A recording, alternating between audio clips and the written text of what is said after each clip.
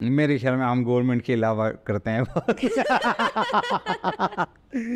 क्योंकि हमारे कुछ पर्दा नशीनों के नाम आ जाएंगे इसमें। जी। तो गवर्नमेंट के अभी थोड़ा उसने कहा जी कि कुछ गार्ड और कुछ लोग यहाँ पे पहुँच गए हैं हमारी ज़मीनों में, तो आग लगा दी है, घास को आग लगा दी है इधर से, ताकि हमारे कुछ राइट्स हैं। तो मैंने कहा यार किससे बात करवा वहाँ पे, जो कौन है, कहता है जी रेंजर है यहाँ पे। तो कहता वो बात करने के लिए तैयार नहीं। मैंने अपनी गाड़ी निकाली और मैं क्या डोगरा हाल गया। वहाँ एक हैं जो एफआरए के इंचार्ज हैं सिमोल साहब, वो लद्दाख के हैं, चीफ कंजर्वेटर हैं फॉरेस्ट के। मैं उनके पास गया, उनसे फ़ोन करवाया डीएफओ को, डीएफओ ने फ़ोन किया उधर, उधर से तो फिर अगले आधे घंटे के अंदर अंदर वो उन लोगों ने खुद आग बचाई। Hello everyone, welcome back to another episode of podcast. Jammu and Kashmir, या हम बात करें इंडिया में, ऐसी बहुत सी कम्युनिटीज़ हैं जिनके बारे में लोगों को ज़्यादा पता नहीं है या ज़्यादा नॉलेज नहीं है। उनमें से एक ऐसी कम्युनिटी है जिसका नाम है गुज्जर्स एंड बकरवाल्स। आज के एपिसोड में हमने गुज्जर एंड बकरवाल के बारे में बहुत ज़्यादा बात की है, उनकी कम्युनिटीज़ के बारे में, उनकी मैरिजेस के बारे में, इनफैक्ट उनके प्रोफेशन के बारे में। और जिनके साथ हमने बात की है उनका नाम है doctor Javed Rahi. He is very prominent activist in Jammu and Kashmir, जबकि हम बात करते हैं गुज्जर्स एंड बकरवाल्स के बारे में। बाकी की बातें हम उनके साथ सुनेंगे, उनका पर्सपेक्टिव सुनेंगे। अगर आप इस चैनल पे नए हैं तो please do subscribe the channel and let's get started.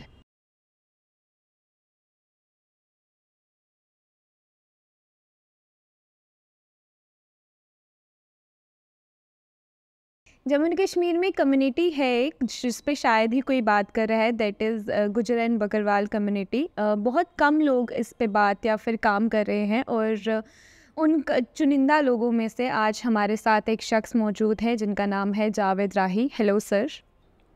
Hello. इससे क्या हाल है? बिल्कुल ठीक जी। सर, जब हम गुज्जर बकरवाल की बात करते हैं ना, सबसे ज़्यादा आपका नाम आता है।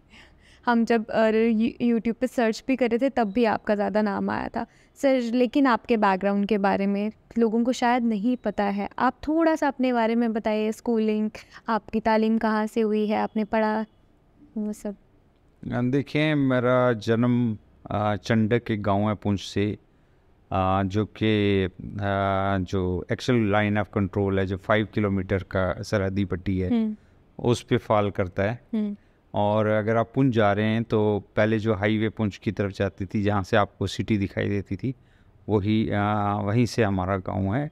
पीछे पहाड़ हैं, बीच में एक वैली टाइप की ज़मीन है, उसके आगे दरिया है, पीछे जंगल है, इस साइड को भी पहाड़ी है और चारों तरफ से पहाड़ियों से घिरा हुआ है। आगे सामने पुंछ है और उसके साथ सरहद है जी। तो वो मेरा गांव है। मेरी जो इब्तदाई तालीम है वो पुंछ अपने ही गांव से हुई। पहले एक इशातुल उलूम मदरसा टाइप का था, वो स्कूल का भी था और थोड़ा दीनी तालीम भी देते थे। तो 5वीं तक वहाँ पढ़ा, 5वीं से 12वीं तक हायर सेकेंडरी चंडक में पढ़ा, डिग्री कॉलेज पुंछ में पढ़ा, बीए तक, एमए पीएचडी जम्मू यूनिवर्सिटी से की। मैं कोई बहुत अच्छा स्टूडेंट नहीं था और कोई भी टीचर मेरे ऊपर खुश नहीं था और मैं कोई मतलब इस तरह का साफ कोई इतना एक्स्ट्रा ऑर्डिनरी स्टूडेंट ना कभी बनने की कोशिश की, ना कभी फर्स्ट रो में बैठने की कोशिश की, और ना कभी ये बताने की कोशिश की कि हमें बहुत कुछ आता है।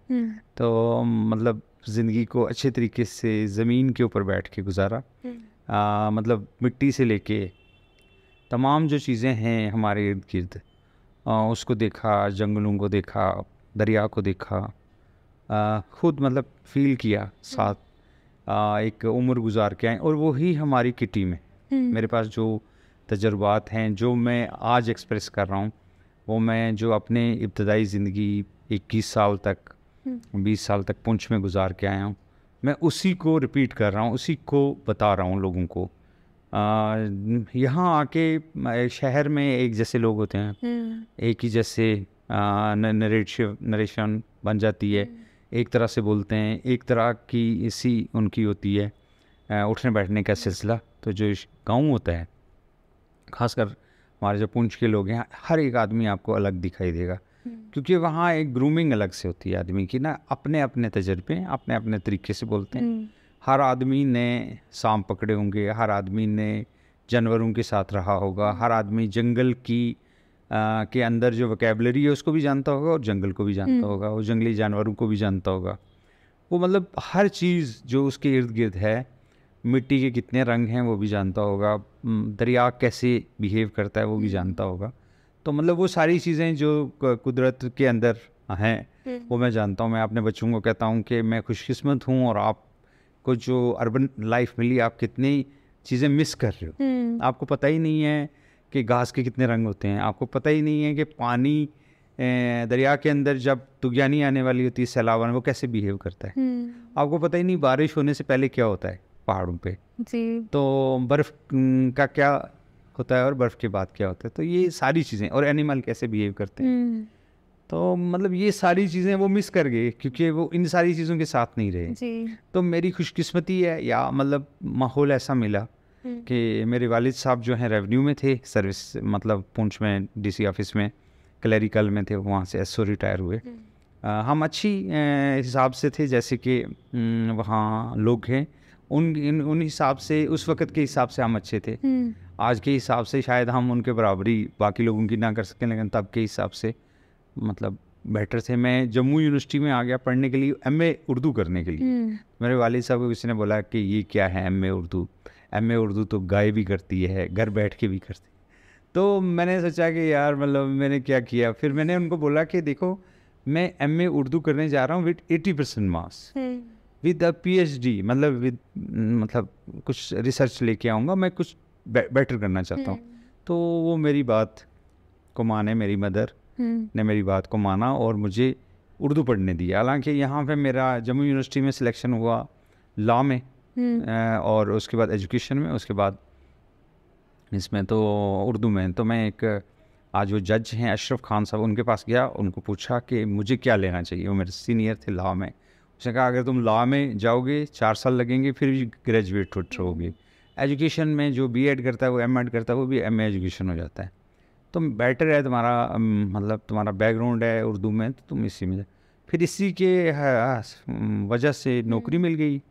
मैं रिसर्च असिस्टेंट लग गया J&K academy of art culture and languages में, वहाँ कल्चरल अफसर हो गया, चीफ एडिटर हो गया। तो कुछ काम करने का मौका मिला उर्दू के हवाले से ना सही, लेकिन बाकी चीज़ों के ऊपर काम करने का मौका मिला। तो ये थोड़ी सी मेरी बैकग्राउंड है। तो जम्मू में ही हूँ 93 से 30 साल से, और यही देख रहे हैं यहाँ जी। कश्मीर में भी कुछ दरबार मुँह के हवाले से 25 साल इधर उधर रहे, लेकिन मेन जो है मेरा जो ठिकाना है, घर भी अब जम्मू में है जी। जी जी जी सर, आपकी बातों से लग रहा है आप पुंछ को मिस कर रहे हैं। हाँ बिल्कुल, पुंछ जो है ना, पुंछ एक स्कूल है जो आपको सिखाता है। मतलब ये नहीं है कि हर जगह स्कूल नहीं होता है, लेकिन पुंछ का जो भी लोग निकले, कृष्ण चंद्र ने कहा, जो कि इतने बड़े एशिया के सबसे बड़े अफसाना निगार थे, उन्होंने कहा कि मैं जो कहीं से भी चलता हूँ मैं पुंछ पहुँच जाता हूँ। क्योंकि एक दिन किसी ने मुझे गिफ्ट दी किताब, वर्क वर्क खो गई ज़िंदगी मेरी, कृष्ण चंद्र की, जो अब बीती है, तो उन्होंने लिखी थी। तो मैंने सोचा कि मैंने चूज़ किया कि ना संडे के दिन इसको पढ़ेंगे। तो संडे के दिन मैंने घर वालों को बोला कि भाई मुझे तंग नहीं करना, क्योंकि मुझे किताब का इशू है।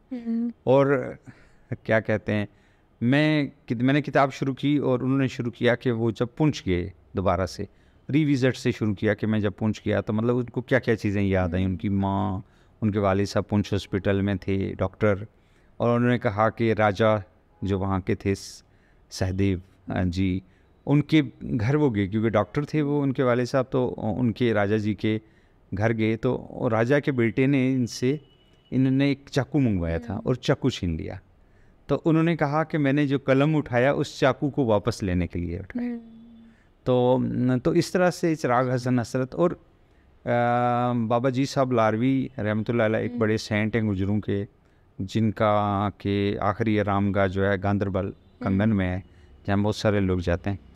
उन्होंने कहा कि मेरा पुंछ का जो पत्थर भी होगा वो भी शायरी करेगा। तो इसलिए हमारे में पुंछियों में काफ़ी क्रिएटिविटी है और काफ़ी अनोखापन है, और एक दूसरे के हक में भी हैं, ख़िलाफ़ भी हैं, और बाकी लोग पुंछियों के बारे में बहुत अच्छी राय नहीं रखते कि मतलब जो भी लोग हैं जो अदर देन पुंछी हैं, इवन रजौरी वाले जो कभी पार्ट थे पुंछ का, तो वो भी पुंछियों के, हम पुंछियों के बारे में अच्छा नहीं बोलते हैं क्योंकि थोड़ा मतलब पुंछ में रहने की वजह से कुछ चीज़ें विरसे में उस धरती के अंदर हैं कि आप में क्रिएटिविटी है, आप में कनिंगनेस है, आप में पहचान है, आप में इन अ लाइटर वेन। मेरा एक दोस्त हैं, मेरे पड़ोसी भी हैं, वो कोई टाइम वो रहे हैं ग्रिफ में, वो इंजीनियर थे और फिर वो अमेरिका चले गए और फिर वो बहुत सारी कंपनियों में उन्होंने काम किया। उन्होंने कहा कि मैंने दुनिया के अच्छे 20 मुल्कों में काम किया और पुंछियों जैसा कोई भी नहीं है।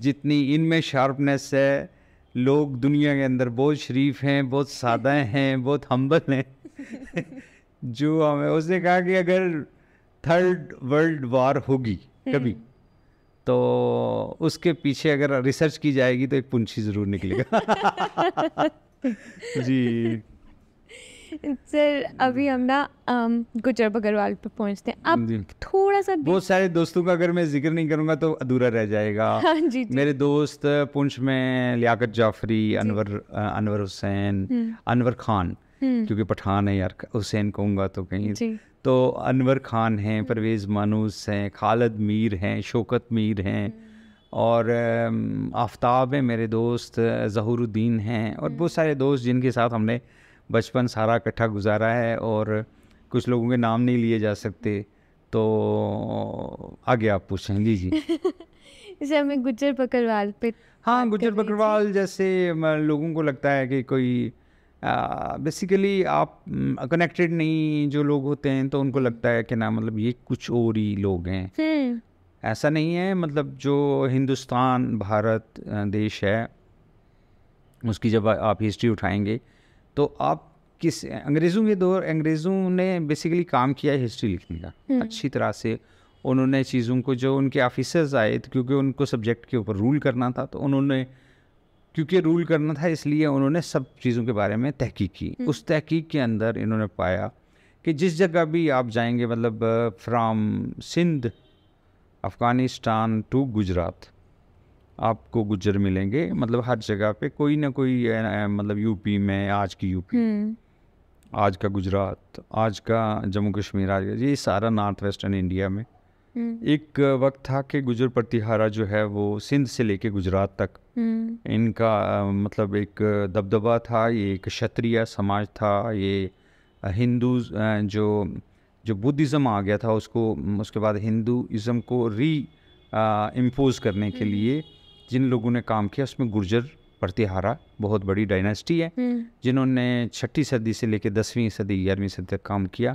उसके बाद इनमें खुद में एक तफरका पड़ गया। ये गुजरात का नाम भी गुजराटा है, मतलब गुजरों का किंगडम, गुजरों का वो इलाका के जिसको वो अरब ताजरों ने, जो अरब से बाहर लोग आए, इन्वेडर्स आए, उन्होंने कहा कि गुज्जर जो है उनकी सल्तनत है और भिड़ जाते हैं। आज भी गुजरों के अंदर अपनी सल्तनत, अपनी धरती को लेकर ना काफ़ी वो है कि मतलब उनके अंदर एक मोहब्बत है अपनी धरती की। उनको लगता है कि कोई भी बाहर से आ रहा तो वो इन्वेड कर रहे हैं, तो वो उसके लिए खड़े हो जाते हैं। वो मतलब वो उनके इन बिल्ट है। मतलब मैं नहीं कह सकता कि मतलब हम कहेंगे कि ना गुजर देशभक्त हैं तो वो देशभक्त हो जाएंगे। वो ऑटोमेटिकली उनके अंदर एक ना जेनेटिक कोड के अंदर आता है कि आपको अपने इलाके को प्रोटेक्ट करना। कहीं कुछ सबकॉन्शियस के अंदर है।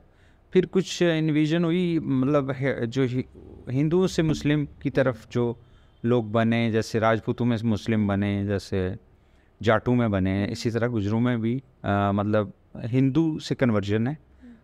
तो अभी भी उसी तरह के हैं। मसलन बहुत सारी प्रैक्टिसेस हैं गुजरों के अंदर जो आपको जो हिंदू प्रैक्टिसेस हैं उनके इक्वल लगेंगी। जैसे हमारा सबसे प्रिमिटिव हम मानते हैं ये जो दोधी हैं, जैसे जो दूध का कारोबार करते हैं।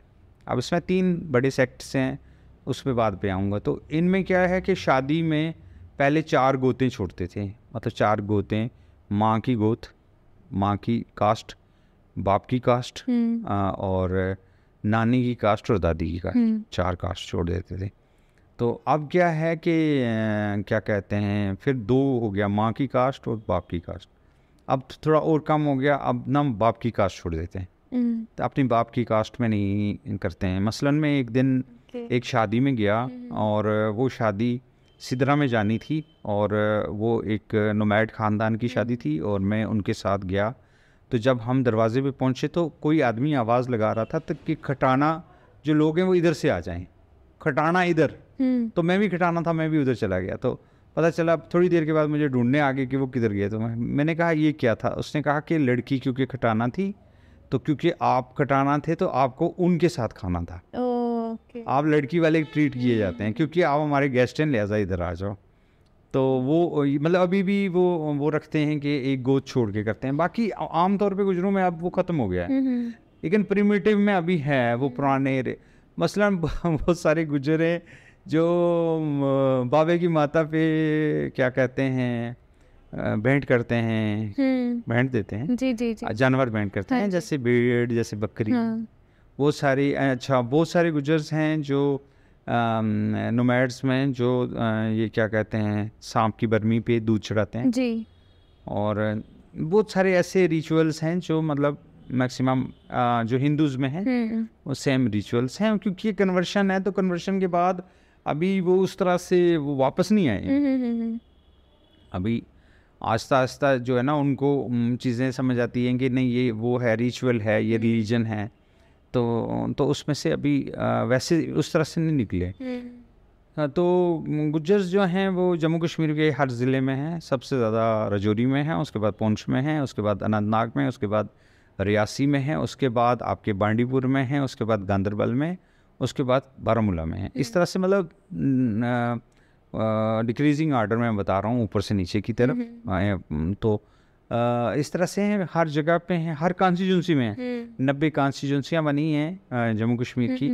तो हर कॉन्स्टिट्यूंसी में साइजेबल है। साइजेबल मतलब सिर्फ श्रीनगर डिस्ट्रिक्ट को छोड़ के, श्रीनगर डिस्ट्रिक्ट में एक कॉन्स्टिट्यूंसी में 10,000 हैं। तो बाकी किसी कॉन्स्टिट्यूंसी श्रीनगर डिस्ट्रिक्ट में नहीं, बाकी रेस्ट 19 डिस्ट्रिक्ट्स में मतलब साइजेबल हैं। कहीं 10,000, कहीं 20,000, कहीं 50, कहीं लाख। तो मतलब इन्फ्लुएंस करेंगे, तो इसलिए थोड़ा इन्फ्लुएंस है, इसलिए वो आता है। अब गुजर और बकरवाल में क्या फ़र्क है?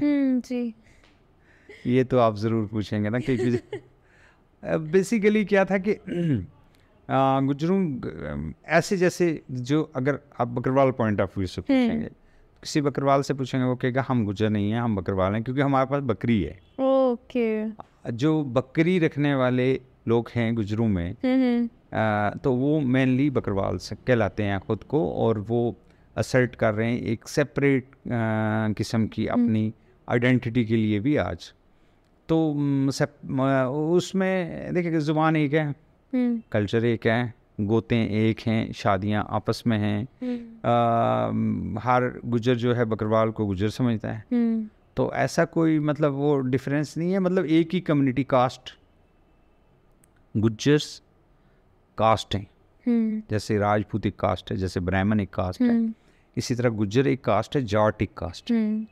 तो गुजरों के अंदर गोते हैं, 100 के करीब गोते हैं, और उन 100 गोतों के अंदर जो इक्वलिटी है, मतलब कोई आपको दूध बेचने वाला और कोई बड़ा गुजर आपको दिखाई देगा तो उसमें कोई डिफरेंस नहीं, वो बराबर हैं, मतलब इक्वल हैं।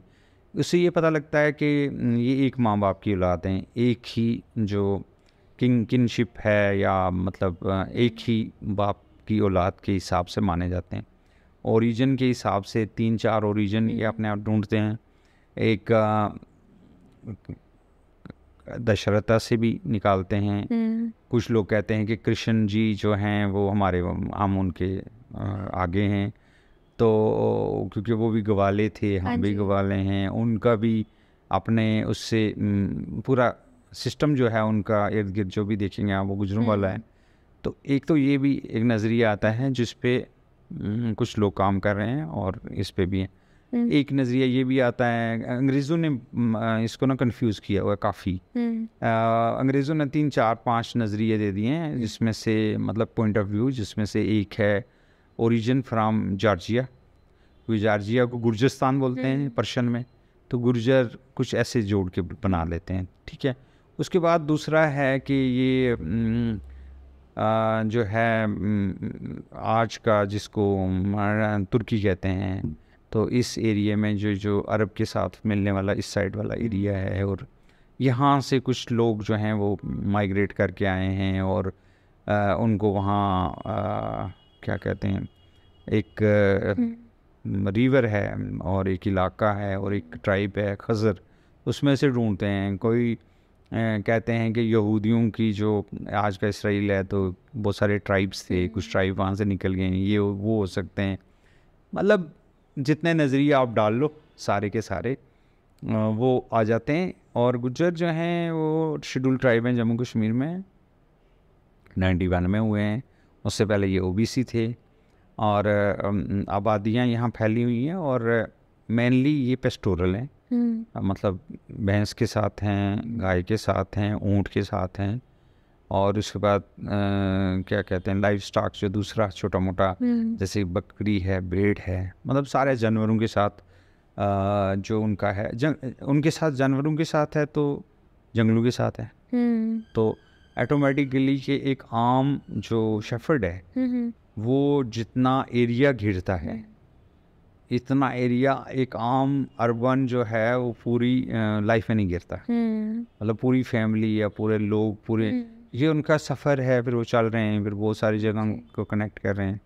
हमारा तो यही होता है कि घर से निकले फिर घर, शाम को उधर कोई नया चीज़ है नहीं, कोई वेंचर कहीं गए हैं तो अपने हफ्ते के लिए गए हैं, तो एक सिलसिला है कि भाई जो कंफर्ट जोन है उससे बाहर नहीं निकलना। तो जितने भी शेफर्ड्स हैं वो कंफर्ट वगैरह की बात नहीं करते, वो गुजरों के लिए सबसे बड़ी प्रायोरिटी उनका एनिमल्स हैं जी। वो एक कश्मीरी का मुहावरा है, इन लोगों का मुहावरा है कि कश्मीरी मरे मांसवर तो गुजर मरे घासवर कि कश्मीरी को अगर आप गोश्त नहीं दोगे तो समझ लो कि आपने उसको कुछ नहीं दिया। हाँ जी। और अगर गुजर को कहीं घास नहीं दिखाई देगी अपने माल मवेशी के लिए, उसको लगता है इस दुनिया में कुछ नहीं है ये ख़त्म हो गया।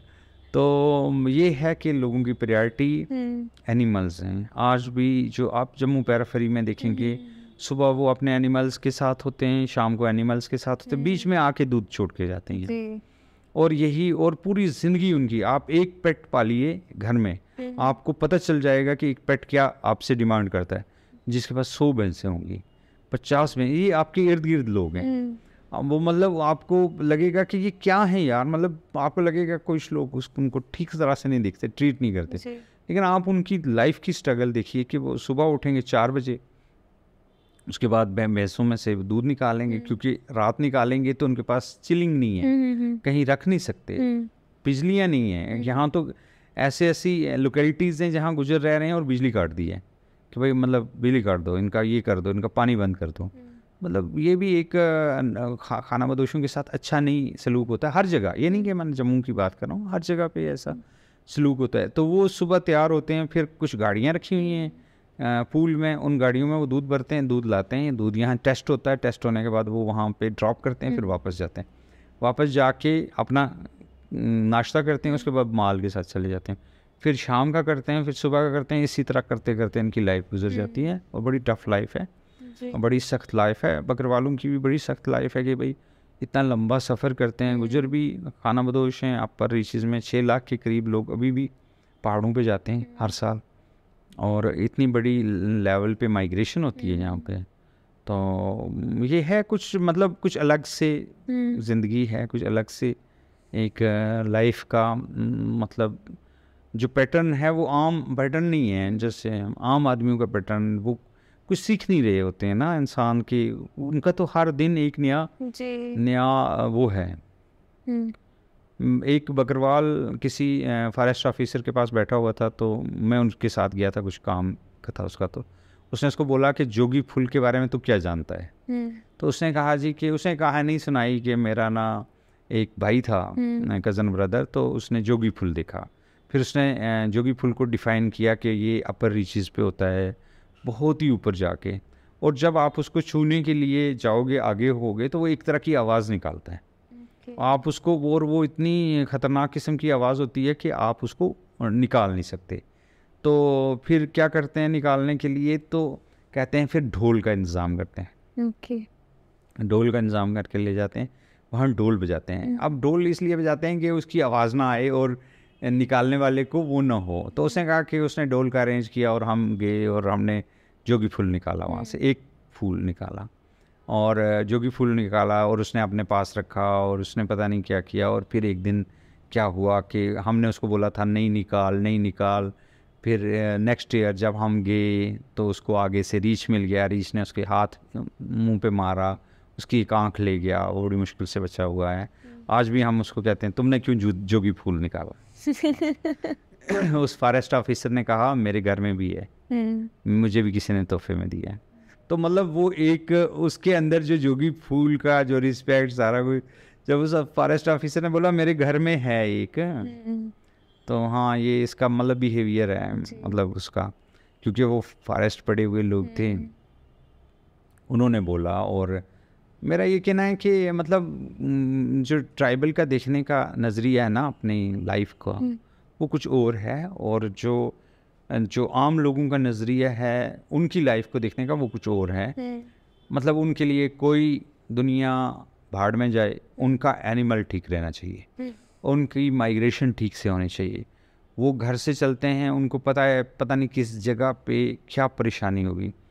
मतलब कुछ दिन पहले एक टेंट में कुछ लोग सो रहे थे बकरवाल, और ऊपर से 7 वाला जो दरख्त है उनके ऊपर गिर गया और 4 बच्चे मार गए और बहुत सारा नुकसान हो गया। मतलब कि उनको नहीं पता था कि ये ना ये कमज़ोर हुआ है दरख्त।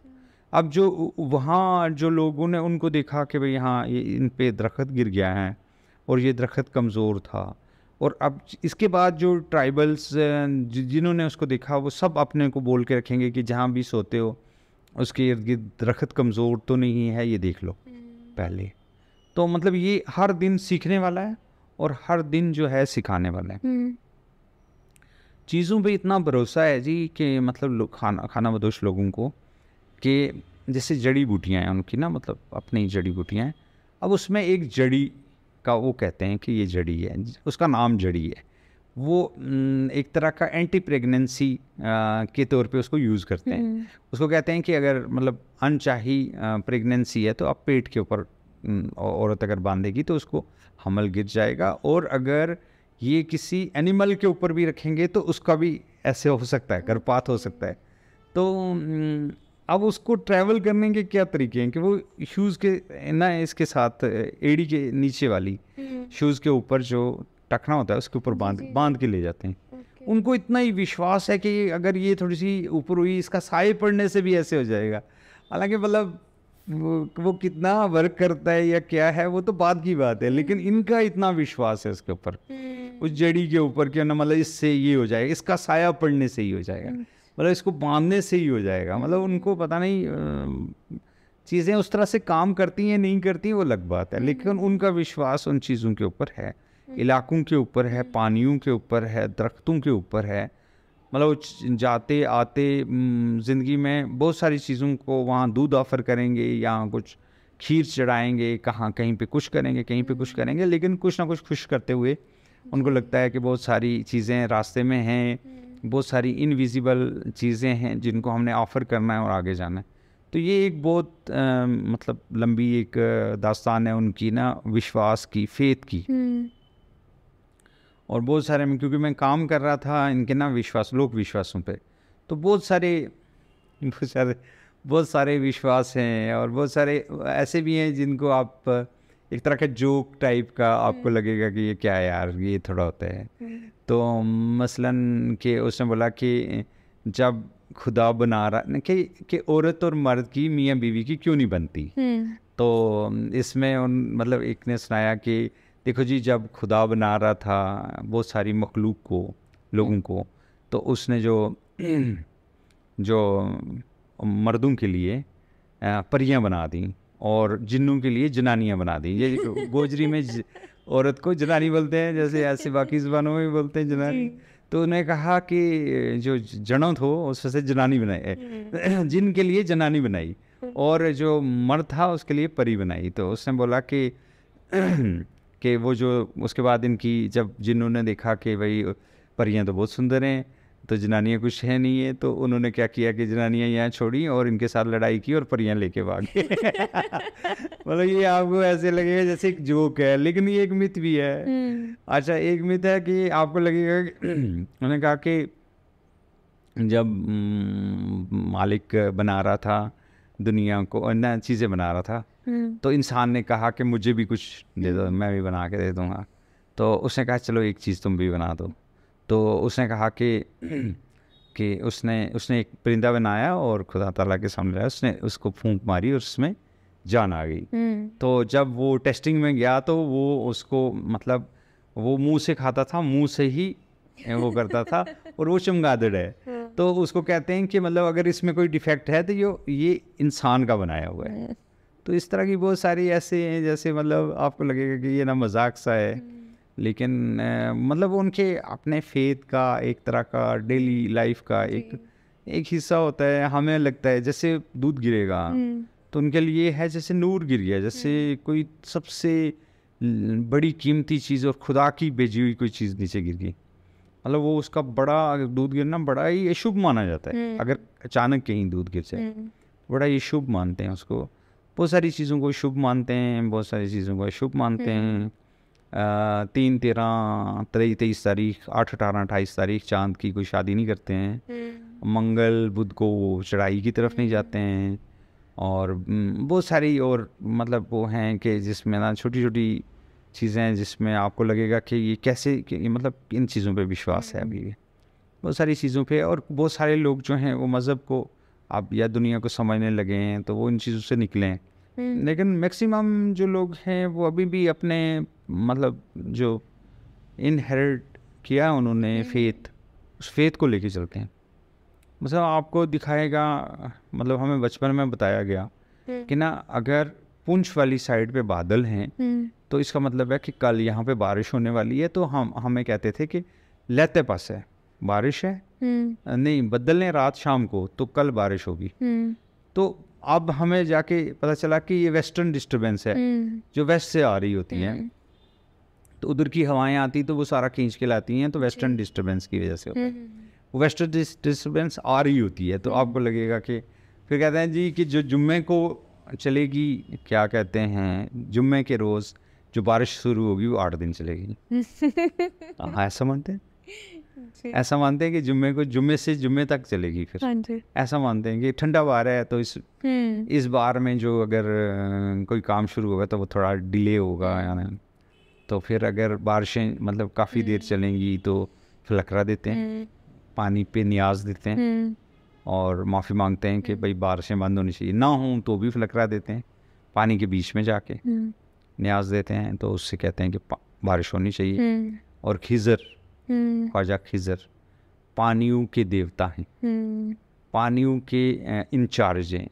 एज पर मुसलमानों में आमतौर पे ये मिथ है, गुजरों में भी है कि वो बारिश होंगे और उनकी ना सफ़ेद दाढ़ी होगी और वो अगर किसी को सामने से देखेंगे तो वो वली हो जाएगा, सेंट हो जाएगा। और अगर वो किसी को जाते हुए पीछे से देखेंगे तो वो शायर हो जाएगा। तो कहते हैं कि जो भी आदमी इंटेलेक्ट होगा तो उस पर ख्वाजा खिज़र की कहीं से नज़र है। तो बहुत सारी और बातें हैं कि भाई आप चेक कर सकते हैं कि ख्वाजा खिज़र कौन है। उनके अंगूठा में जैसे ये पूरा अंगूठा पीछे जाएगा अगर आप उनसे मिलेंगे, कभी देखेंगे।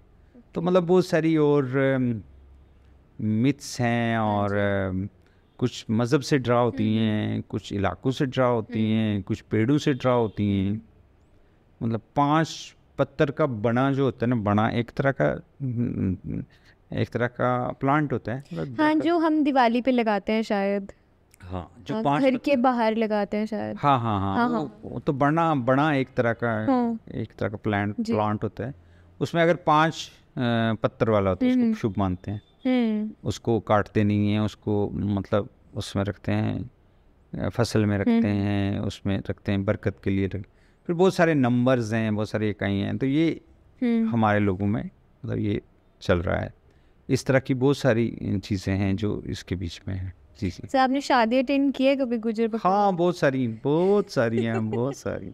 अब मैं बताऊं कि ना कुछ शादियां मैंने अटेंड की हैं for the purpose of documentation, और उसमें मैंने देखा कि मतलब बहुत ही लो कास्ट मैरिजेस, मतलब 50,000 बड़ा पैसा हो जाएगा जिसमें आप एक अच्छी मैरिज करवा सकते हैं।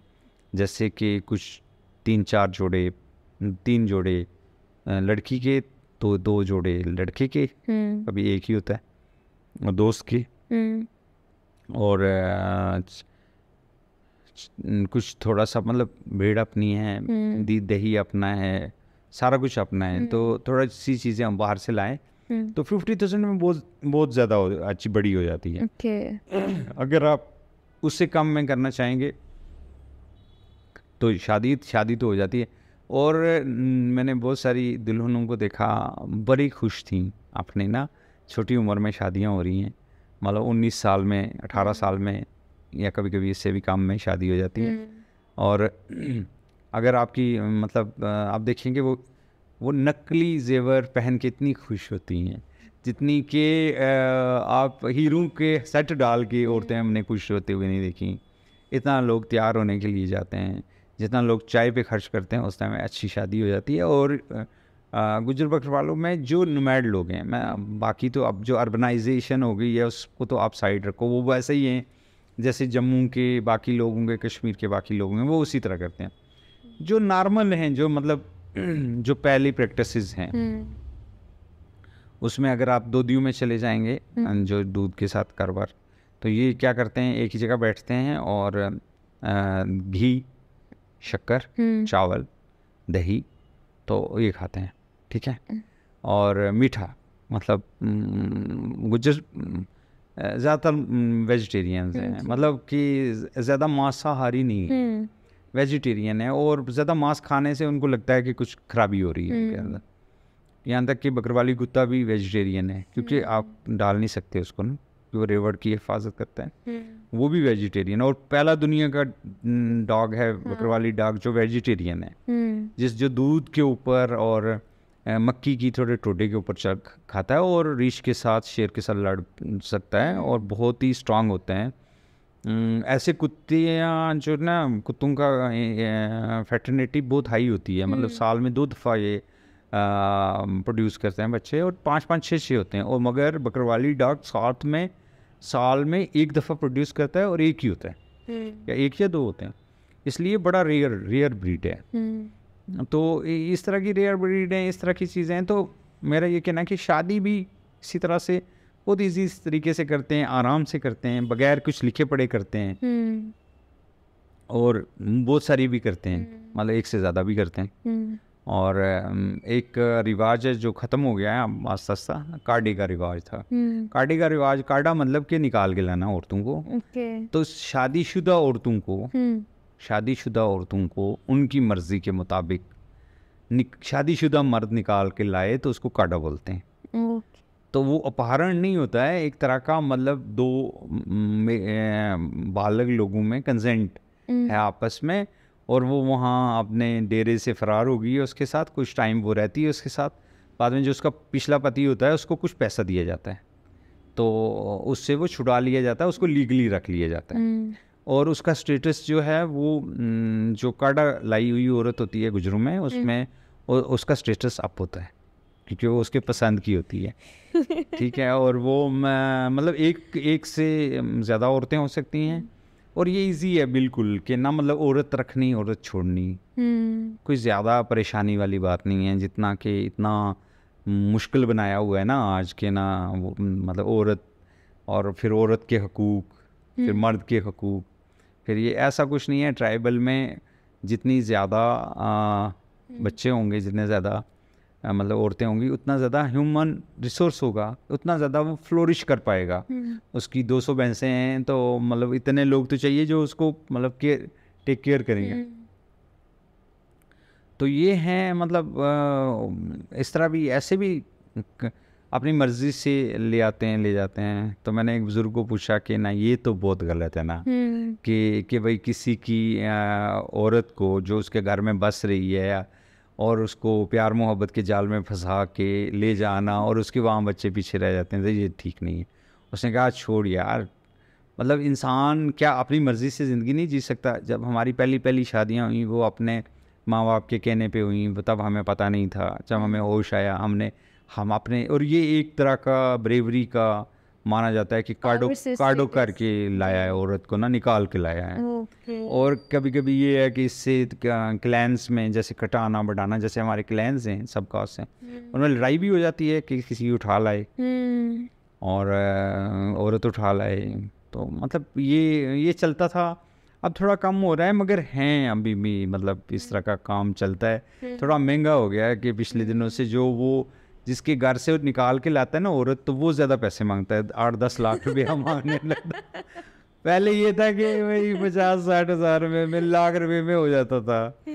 तो अब ये नहीं है कि अगर कोई औरत इसके साथ निकल के आई है तो फिर इसी के साथ रहेगी, वो किसी और के साथ भी जा सकती है, कोई ऐसा नहीं, रिस्ट्रिक्टेड नहीं। और इसको कोई मतलब कोई उसको स्टिग्मा अटैच नहीं होता, मतलब कि समाज में किसने कोई काटा कर निकाल के, या ये औरत काटे में निकली है, ऐसा कोई स्टिग्मा नहीं है। बल्कि उसकी मतलब वो प्राइड है, ब्रेवरी है, निकाल के लानी औरत किसी, और बसती हुई इसके घर से, उसके बच्चे हैं और चलता है। ये तो ट्राइबल में नॉर्मल सिस्टम है, इसमें कोई ज़्यादा नहीं है। कुछ कोई लोगों ने 3-3 4-4 भी रखी होती हैं, छोड़ देते हैं, कोई और ले आते हैं, फिर और ले आते हैं, ये चलता रहता है। ये कोई मतलब जितना आप सिस्टम को उस तरह से देखते हैं ना नॉर्मल लाइफ में कि भाई एक बीवी आ गई तो पूरी पूरी ज़िंदगी उसके मतलब उसके हिसाब से चलना है, वो ऐसा नहीं होता ट्राइबल्स में। और ख़ास तौर पे वो क्योंकि इतने चैलेंजेस हैं ना, तो ये कोई बीवी कोई चैलेंज नहीं होता। एक बार यहाँ औरतों के आलमी दिन के मौके पर वो जो इंटरनेशनल वुमेन डे होता है, तो उसमें कोई ना बहुत अच्छा सा प्रोग्राम वहाँ रखा हुआ था मुबारक मंडी में। कुछ यहाँ लेडीज़ हैं, प्रोफेसर्स भी हैं, तो उन्होंने तो मुझे बुलाया हुआ था कि आप भी गुजर औरतों, क्योंकि कोई भी, मैंने कहा देखिए आप हमारी कि यहाँ आपकी 200 के करीब ये औरतें बैठी हुई हैं, अगर हमारी आबादी निकालेंगे तो इसमें से हर 100 में हमारी 15 होनी चाहिए, 15-20 होनी चाहिए। अच्छा 200 में तो 30 होनी चाहिए, एक भी नहीं है। इसका मतलब है कि वो इस पॉलिटिक्स में नहीं है, और ना वो इस शहर में है कि वो आपके बीच में पॉलिटिक्स। दूसरा ये है कि वहाँ अगर कोई औरत है तो उसको अपनी औरत के साथ ही मुकाबला है कि वो अपने घर वाले के सामने क्या कहते हैं वो बराबर लगे, वो उससे दूसरी औरत से ऊंची लगे। जब 2-2 3-3 औरतें होती हैं वो आपस में स्टेटस के लिए लड़ती हैं कि घर वाले के सामने उनका क्या स्टेटस होगा, और जब अकेली होगी तो वो मर्द से लड़ेगी कि मैं इक्वल स्टेटस की हूँ। तो यही बस फ़र्क है। थोड़ा ट्राइबल अपने तरीके से चलते हैं इनमें, वो असूल, वो रंग, वो चीज़ें देखें। ये मतलब ये जो सब कुछ बनाया हमने, कानून जो भी चीज़ें बनाई, मज़हब भी हमें एक डिसिप्लिन सिखाता है। लेकिन अब ट्राइबल में अपने तरीके से चलते हैं, हाल दो फॉलो करते हैं थोड़ा बहुत। अब मौलवी शोलवी भी आ गए हैं बीच में, पहले तो होते नहीं थे, पहले पीर होते थे, अब मगर मौलवी साहिबान भी आ गए। तो ये है एक अच्छा मतलब क्योंकि हम काम करते हैं, मैं खुद इसी ट्राइब से हूँ, और मतलब मेरे ताया की ने 4 की थी, 4 शादियाँ, अभी भी 2 हैं। तो तो पिछली बार मैं पुंछ गया हुआ था, तो वो मिले मुझे और उन्होंने कहा मैंने 10,000 रुपये का मोबाइल लिया है और मैं अब तुम्हारे प्रोग्राम जो है वो आराम से देखूंगा कि जो तुम लड़कियों के साथ इंटरव्यू करते हो और उनके से गीत गवाते हो गोजरी में। तो मैंने कहा ताया जी मैं तो लड़कों से भी गवाता हूँ, उनके भी देखा नहीं अच्छे, मतलब मेरा ताया मेरा फेवरेट है। देखो वो डरा नहीं किसी से, उसने लोगों के ऊपर केस किए हुए थे, बहुत सारे पड़ोसियों के ऊपर केस किए हुए थे। उसने मेरी बड़ी ताई जो है बड़े घर की हैं, तो वो आई तो उनके साथ एक लड़की को लाई साथ में अपने साथ काम करने, जो उनकी रिश्तेदार थी। बाद में मेरी ताई बूढ़ी हो गई और उन्होंने अलाउ किया बकौल ताई की, तो उन्होंने छोटी वाली ताई वही रख ली जो उन्होंने साथ आई थी। फिर किसी से लड़ाई हो गई तो उसकी बहन को निकाल के ले आए, काटा निकाल के, फिर उसमें से 2 बच्चे हुए और छोड़ दिया। तो मतलब ये चलता है, ये नॉर्मल रूटीन का फेज़ है। कोई मतलब इसमें कोई शादियों को लेकर के कोई इतना सीरियसनेस नहीं होती है, और आसानी से हो जाती हैं, आसानी से छोड़ सकते हैं, और ज़िंदगी को ना आसान रखते हैं। मतलब ट्राइबल लोग ज़िंदगी को बहुत इजी रखते हैं, क्योंकि मतलब ठीक है, माल के साथ गए, कोई ज़्यादा टेंशन नहीं ली, दूध पिया, सो गए, सुबह फिर आएगा, सुबह फिर। एक है कि कम से कम रिसोर्सेज में कैसे जीते हैं, वो ट्राइबल से कोई सीखे।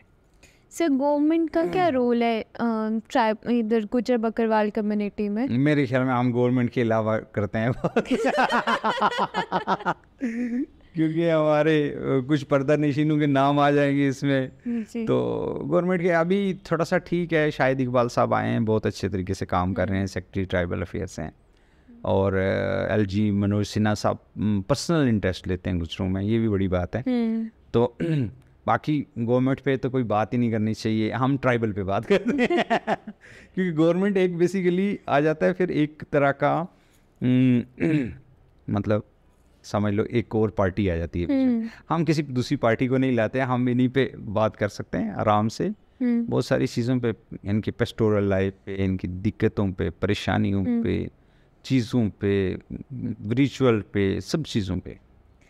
सर आर्टिकल ना 370 जब हटा था ना, तब एक लैंड एक्ट भी था जो फॉरेस्ट राइट एक्ट। जी जी जी जी, थोड़ा आप उसके बारे में बताइए।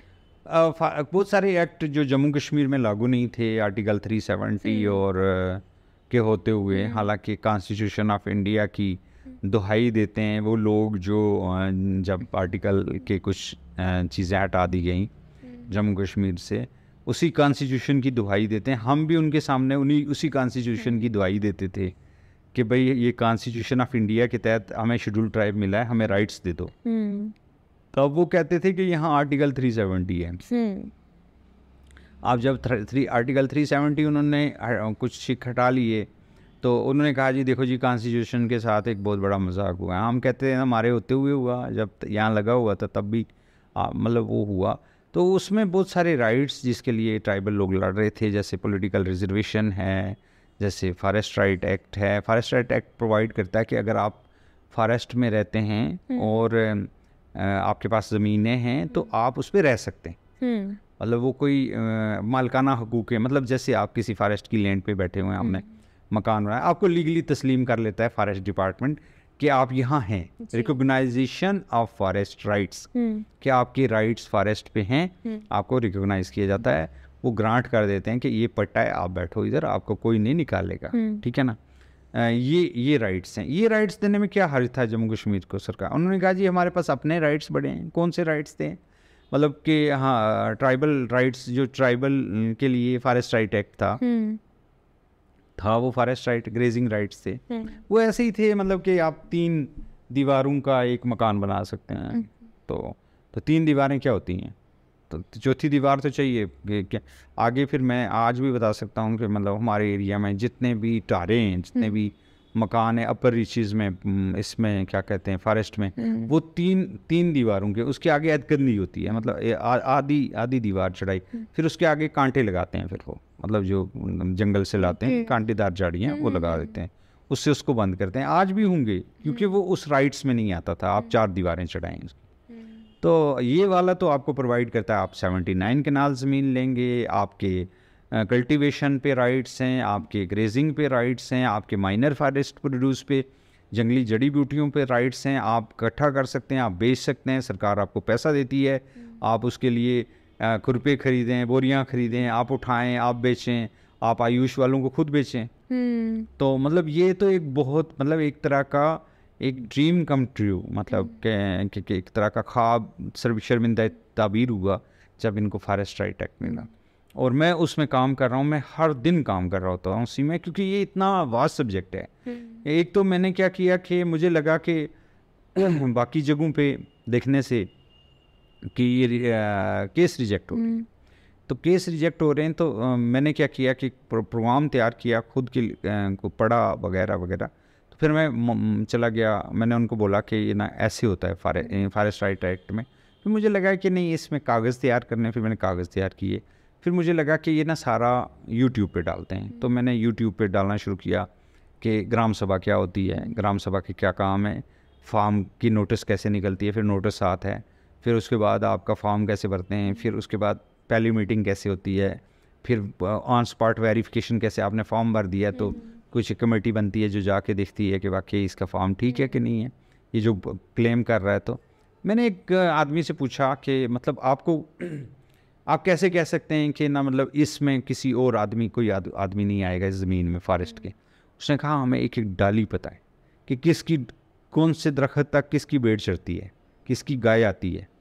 हमें तो गाँव को पता होता ना, तो ये गांव से शुरू होता है, क्योंकि इसमें क्यों वेरी अवेयरनेस की ज़रूरत है, क्योंकि बाकी चीज़ें ऊपर से नीचे आती हैं कि मतलब आपने तहसीलदार साहब को दरख्वास्त दी, आपने उसने आपको डोमिसाइल दिया और आपने वो लगा दी। इसमें ये नहीं है, इसमें गांव में आपने गांव ने इनिशिएट करना है और वो फिर बढ़ता जाएगा और वो रिजेक्ट भी करेगा, तो मतलब उसको निकाल नहीं सकते आप फॉरेस्ट से। ये लॉ ये कहता है कि आपको निकाला नहीं जा सकता जब तक कि सुप्रीम कोर्ट तक आप अपना एक्सरसाइज ना करें राइट कि मैं यहाँ पे हूँ, ठीक है ना।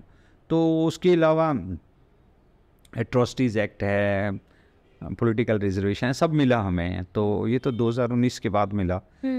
तो लेकिन उतनी तेज़ी से काम नहीं हुआ जिस तेज़ी से होना चाहिए था। मुझे लगता है कि आइंदा आने वाले साल अच्छे होंगे। और देखिए पाते हैं उशाक बुतों से क्या फैज़, एक ब्राह्मण ने कहा है कि ये साल अच्छा है। जी जी गालिब का शेर है, तो चलो जी जी से हमें पता है ना गुज्जर जो है, आप जैसे आपने बोला कि मिल्क प्रोडक्शन पे ज़्यादा जोर देते हैं, या फिर माना जाता है कि काफ़ी ज़्यादा मिल्क प्रोडक्शन वही उन्हीं की देन से होता है। हाँ। आप उसके बारे में बताइए थोड़ा सा। जो जम्मू सांबा कठुआ उधमपुर एरिया में जो गुज्जर्स हैं वो पूरी रियासत की लगभग 80% दूध की मांग को पूरा करते हैं, ठीक है। मतलब जो दूध आ रहा है, अब क्या है कि यहाँ अमूल का प्लांट है, यहाँ स्नो कैप का प्लांट है, बहुत सारे छोटे मोटे आपको दिखाई देंगे। उसके बाद डेयरियाँ हैं। अब क्या है कि दो चीज़ें अलग अलग हैं। Animal rearing community that is Gujjar Bakarwal, ठीक है, गुज्जर्स हैं मतलब जो यहाँ दूध के साथ। अब उसके बाद हैं कि कुछ और लोग हैं जो दूध का कारोबार, लेकिन जो डेयरी है वो नॉन गुज्जर्स के पास है, क्योंकि दूध असेंबल होता है वो बाद में डेयरी में जाता है, उसमें फैट को चेक करते हैं, उसमें वो करते हैं। तो अब क्या है कि उनकी पूरी नहीं पड़ रही है। मैं आपको बोलूँ कि कोई भी हमारे लोग हैं उनकी पूरी नहीं पड़ती है, क्योंकि जो फीड है जो जानवरों को खिलाते हैं उसका रेट हाई है, दूध का रेट कम है। भैंस जो है वो अगर 100 होंगी किसी के पास तो उसमें से 30 ही दूध दे रही होंगी, बाकी तो ऐसे ही होंगी। कुछ को अभी मतलब आगे वो दूध देंगी, आगे उनको बच्चे होंगे, कुछ ऐसे खांगड़ होंगी, कुछ तरवस होंगी, कुछ मतलब उनका एक ना एनिमल्स का एक सिस्टम होता है कि मतलब कुछ साल वो दूध देती है, कुछ साल वो फंडर रहती है, कुछ ऐसे मतलब जैसे फसल किसी साल हो जाती है किसी से।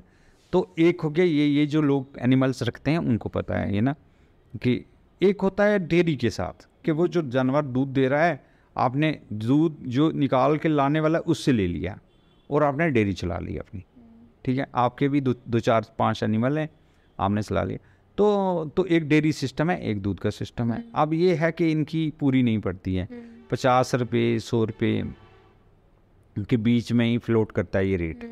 और ज़्यादातर यहाँ जितनी भी आपकी मिठाई की दुकानें, जितनी भी आपकी दूध का सारा कारोबार है, सब गुजर ला रहे होते हैं और आपको दे रहे होते हैं पनीर, वो कलाड़ियाँ, वो सब कुछ जो भी जम्मू में आप खा रहे होते हैं ना, ये सारा का सारा गुजरों का प्रोवाइड किया हो। मैक्सिमम मतलब इसमें से 80% गुजर्स देते हैं, 20% और लोग देते हैं, लेकिन उनका मतलब सिस्टम नहीं चलता। एक तो उनके पास चिलिंग प्लांट्स नहीं है अपने ना लोकेलिटी में कि वो अगर दूध बच जाए तो कहाँ रखें, वो ये ज़ाया हो जाता है। फिर रेट्स नहीं हैं, फिर फीड ज़्यादा है, महंगी है, तो मतलब बहुत सारे इश्यूज़ हैं उनके। और भैंसें भी महंगी हैं, मतलब अगर आप पंजाब से भैंस लाएंगे 5 लाख की 5 लाख की भैंस है, आपको लगेगा कि यार ये क्या मजाक है। एक भैंस 5 लाख की, जी क्या बात करते हैं। अच्छी नस्ल की भैंस अगर पंजाब से लाएंगे। अब क्या हुआ कि कुछ गुज्जर यहाँ से माइग्रेट कर गए और पंजाब में चले गए, अब वो पंजाब में रहते हैं। जो मतलब जम्मू कठुआ सांबा में इधर थोड़ा और भी टेंशन रहती है कि भाई ये ना हो जाए, मुसलमान हैं इधर, हिंदू हैं इधर, वो है इधर, ये है।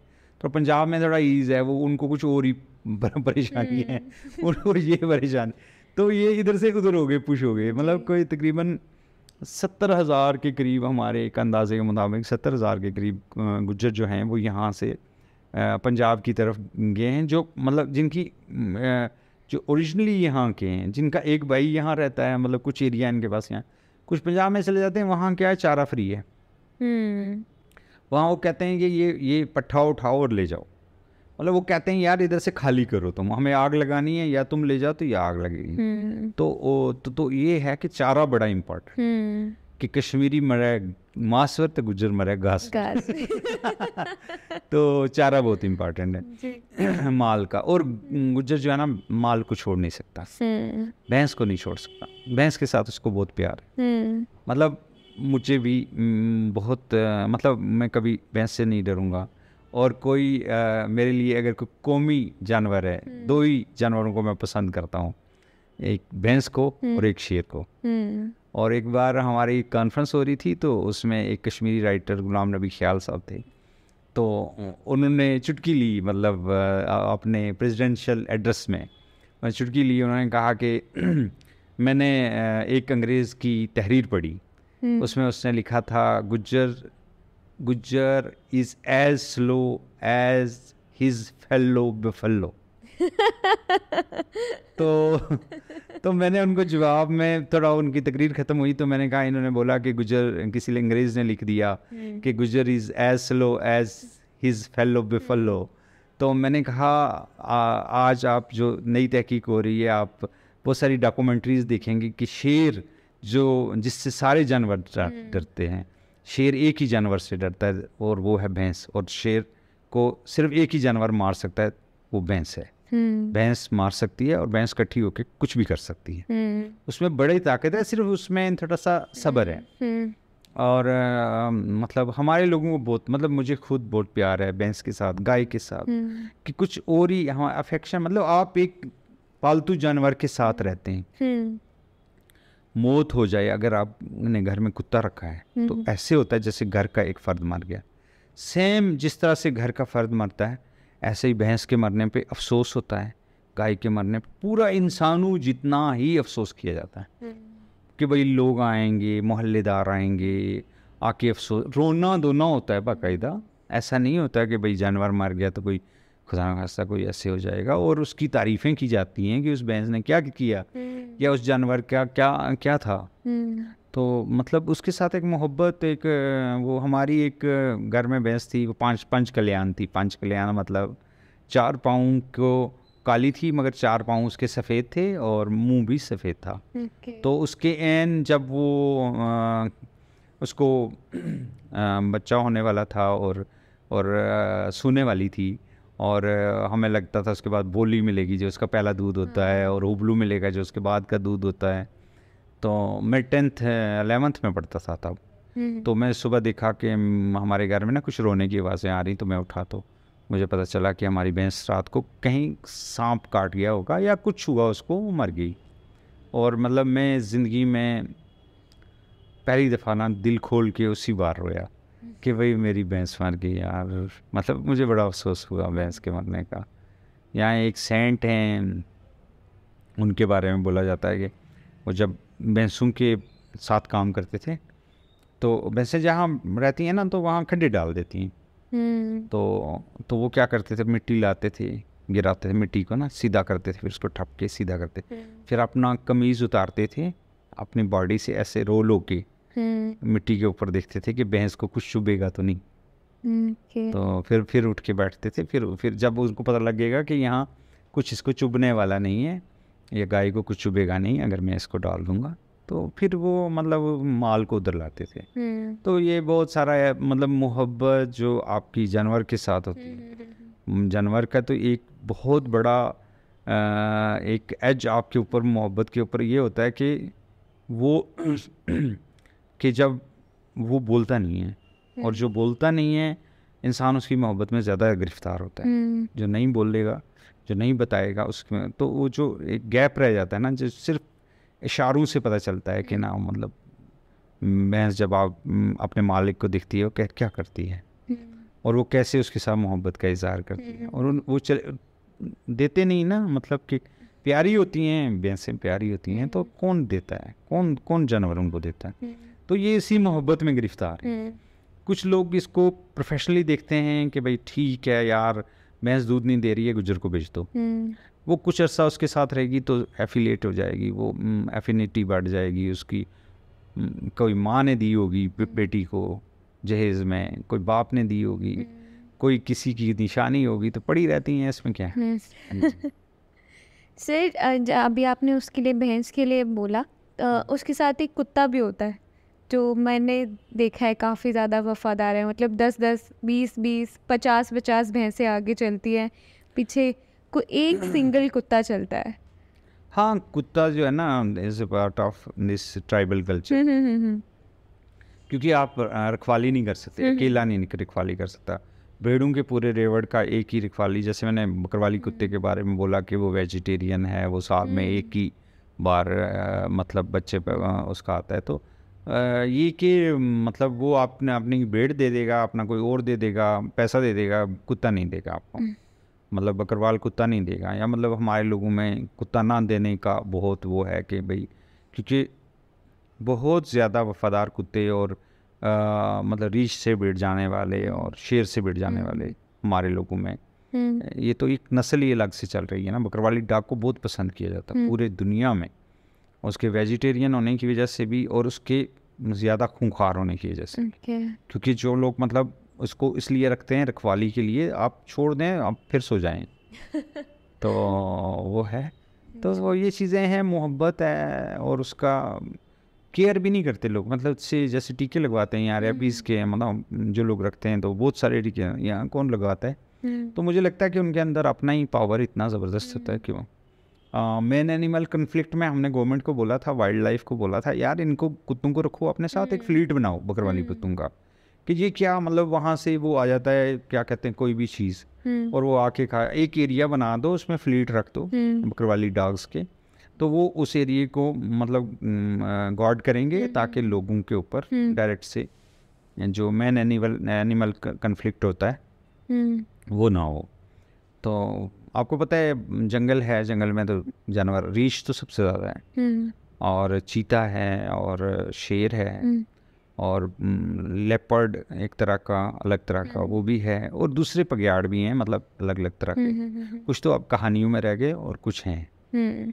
जी जी सर आपने गुजर बकरवाल कम्युनिटी के बारे में बहुत रिसर्च किया और काम भी बहुत ज़्यादा कर रहे हैं, ऐसा माना जाता है, मुझे ऐसा लगता है कि हम उसी चीज़ पे इन्वेस्ट करते हैं जब कुछ मतलब प्यार या फिर मोहब्बत उस कम्युनिटी से या फिर उस काम से ज़्यादा हो।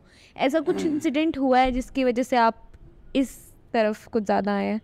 देखिए जी, मतलब मैं पीएचडी उर्दू में हूँ, और एक बार हमारे एक बड़े अजीज़त वो चले गए, मसूद चौधरी साहब, तो वो एक महफिल उनके घर में लगी हुई थी, बहुत सारे गुज्जर बैठे हुए थे, लोग बैठे हुए थे, उन्होंने ऐसे ही एक बात की कि उन्होंने कहा कि अब हम लोग शेड्यूल ट्राइब हैं, अब हमें एक कुछ स्कॉलर्स चाहिए जो हमारे ना सब चीज़ों के बारे में जानते हैं, जो कल्चर, हिस्ट्री, सब चीज़ें, तो लोग आते हैं पीएचडी करने, हमारे पास नहीं है, तो हमें वो भी पैदा करने। ऐसे ही उन्होंने एक अमंग अदर्स मतलब एक लंबी बात कर रहे थे, उसमें से ये बात की, और मतलब वो दिन कि मैंने अपने आप को सोचा कि नहीं कि ना मैं ये करूँगा, ठीक है, तो मैंने शुरू किया, शुरू में तो ऐसे ही मतलब जैसे शुरू करते हैं, फिर उसके बाद तब से लेके मतलब ये बात आज से लगभग 30 साल पहले कहीं कहीं गई होगी,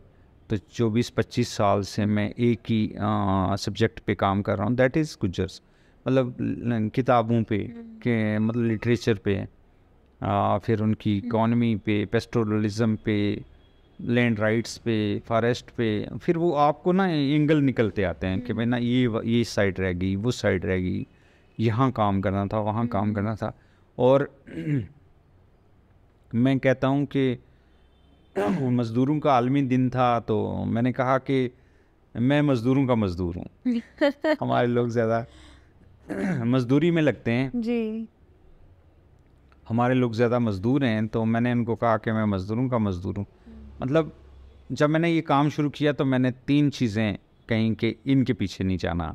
एक पॉलिटिक्स के पीछे नहीं जाना कि आप इसलिए काम कर रहे हो कि आपको आगे जाके पॉलिटिक्स में जाना, नो, नहीं। आप पैसे के लिए काम करते हैं, नो, कि आपने कोई एनजीओ बना ली और उसके ज़रिए पैसे आपने इकट्ठे करने हैं, वो नो। फिर तीसरा है कि एक और चीज़ आ जाती है कि अवार्ड दे दो जी, चलो। तो दे दिया किसी ने तो ठीक है, नहीं दिया तो कोई बात नहीं। तो इन 3 चीज़ों के लिए काम नहीं करते। मन से करता हूँ, मतलब अपनी कम्युनिटी के लिए मुझे लगता है मैं पार्ट हूँ। मेरा बच्चा ने मुझे बोला कि मतलब बेटा है मेरा अली, तो बाज़ चीज़ों को मैं उसको बोलता रहता हूँ। मैंने उसको बोला कि सबसे जो अच्छा काम है मैंने ज़िंदगी में देखा, मैंने पैसे भी देखे काफ़ी, मैंने काफ़ी चीज़ें देखी, मतलब लाइफ में ना ऊंच नीच ऊपर नीचे सब कुछ, सब चीज़ें देख के आए। मतलब दावे से मैं कह सकता हूँ कि मैंने काफ़ी चीज़ों के ना इर्द गिर्द घूम के आया हूँ। इसलिए जो सुकून आपको किसी की मदद करके बगैर मतलब के आती है, उतना नहीं आपको सुकून आ सकता। आप चाहे जो मर्जी दुनिया में कर लो, आप कोई हज गुजार लो, कुछ कर लो अपने सुकून के लिए, मतलब वो तो खुदा के लिए है, आपकी इबादत सिद्ध हो जाएगी। लेकिन ये है कि जो सुकून आपको किसी की मतलब बगैर आपके मतलब के, उसके मतलब का काम करना। मैं ऑल टाइम अवेलेबल हूँ सबके लिए। लोग मुझे फ़ोन करते हैं, व्हाट्सएप पे कागज़ भेजते हैं, मैं उनका समाधान करके उनको भेजता हूँ। मैं उनके लिए उठ के चला जाता हूँ, मैं उनके लिए लड़ जाता हूँ, सब कुछ करता हूँ, और मुझे पता भी नहीं होता ये बंदा कौन है। मतलब मैं तब तक लड़ चुका होता हूँ, तब तक मुझे पता भी नहीं होता है कि ये बंदा कौन है। मतलब किसी ने कुपवाड़ा से फ़ोन किया, किसी ने, एक दिन मुझे एक बंदे ने कॉल की, और वो वर्चुअली मतलब एक तरह का सिलसिला था उसका। उसने कहा जी कि कुछ गार्ड और कुछ लोग यहाँ पे पहुँच गए हैं हमारी ज़मीनों में, तो आग लगा दी है, घास को आग लगा दी है इधर से, ताकि हमारे कुछ राइट्स हैं। तो मैंने कहा यार किससे बात करवा वहाँ पे, जो कौन है? कहता है जी रेंजर है यहाँ पे। तो कहता वो बात करने के लिए तैयार नहीं। मैंने अपनी गाड़ी निकाली और मैं क्या डोगरा हाल गया। वहाँ एक हैं जो FRA के इंचार्ज हैं, सिमोल साहब, वो लद्दाख के हैं, चीफ कंजर्वेटर हैं फॉरेस्ट के। मैं उनके पास गया, उनसे फ़ोन करवाया DFO को, DFO ने फ़ोन किया उधर से। तो फिर अगले आधे घंटे के अंदर अंदर वो उन लोगों ने खुद आग बचाई। और फिर मुझे नहीं पता ये कौन बंदा है, किसी ने मुझे कॉल की, वहाँ क्या हो रहा था, लेकिन मुझे इस चिल्लाने की आवाज़ें आई, और मैंने उनको बोला कि थोड़ा ठहर जाओ। मैंने सिमोल साहब को फ़ोन किया, मैंने कहा आप हैं सर? तो कहता हाँ। मैंने कहा मुझे 2 मिनट के लिए आना है आपके पास। तो मैं गाड़ी निकाली और मैं चला गया डोगरा हाल में, उनका ऑफिस है। तो मैंने कहा जी चाय पानी बाद में, मेरा ये एक मसला हल करो। कौन है? मैंने कहा ये। उन्होंने DFO को फ़ोन किया, उधर क्यों भेजा हुआ है, वहाँ फिर जगह का नाम बताया। फिर उसने वापस फिर कुछ 5-6 मिनट के 10 मिनट के अंदर अंदर बंदे का फ़ोन आया कि ये अब खुद आग बुझा रहे हैं। मैंने कहा ये बुझा देंगे, कोई बात नहीं, कुछ होगा मुझे बताना। मतलब वो कौन था क्या था मुझे नहीं पता है। मतलब अभी सुबह कोई फ़ोन कर रहा था कि ऐसे ऐसे हो गया है, कोई डारे जला दिए हैं और इसमें ये है, इसमें वो है। तो फिर मैंने उसको बोला कागज़ भेजो। कागज़ भेजने के बाद मैंने उसको कहा आप DLC में चले जाओ, डिस्ट्रिक्ट लीगल सर्विस अथॉरिटी में, DS district legal service authority, DLSA। तो वहाँ कोई अगर आपको नहीं रिस्पांस करेगा मुझे बोलना, मैं जज से बात करूँ। तो मतलब रोज़ इसी काम में लगे रहते हैं। मतलब ये मेरा ज़िंदगी का इम्पॉर्टेंट काम यही है कि मैं अपने लोगों के लिए कभी भी कोई भी फ़ोन कर रहा है उनको किसी तरह की बना के भेजता हूँ उधर से। मतलब अगर उनका फॉर्म रिजेक्ट हो गया, उनको अपील बना के देता हूँ। और कोई चीज़ भी उनको कागज़ चाहिए होगा, कागज़ में फराहम करूँगा। उनको बोलता हूँ कि ठीक है। कई लोग मिलने आते हैं मतलब बाहर से, मैंने उनको बोला यार किस लिए आते हो, फ़ोन करते तो मैं उधर ही दे देता तुम्हें। उनको कागज़ चाहिए होते हैं, उनको कोई चीज़ चाहिए होती है, उनको कोई AC साहब, SDM साहब बात नहीं कर रहे होते, मैं फ़ोन करता हूँ SDM को कई एसडीएम आगे से, मतलब एक एसडीएम साहब का नाम नहीं लूँगा, परसों की बात है, जम्मू सराउंडिंग में एक एसडीएम साहब हैं, उनको मैंने कुछ दिन पहले कॉल की और मैंने बोला कि इस एरिए के लोगों का ये इशू है, तो ये थोड़ा रिजॉल्व करें, आप यंग ऑफिसर हैं, हमें आप पे नज़रें हैं, जैसे आप बोलते हैं वैसे। उन्होंने क्या किया कि शायद उन्होंने कहीं इंटरनेट पे डाला और देखा, उनको लगा कि नहीं ये कोई एक्टिविस्ट टाइप का बंदा है। तो जब मैंने दोबारा कॉल किया, उनके पास मेरा नंबर उन्होंने फीड करके रखा। उन्होंने कहा लुक जावेद, देखो जावेद, ऐसे ना कोई बात कर रहा था और बता रहा था कि भाई एजुकेशन इम्पॉर्टेंट है, वो इम्पॉर्टेंट है। तो मैंने फ़ोन जब नीचे रखा, मैंने काट ऑफ, मतलब फ़ोन ख़त्म किया, उसके बाद मैंने उसको एक मैसेज लिखा कोई 300 वर्ड का।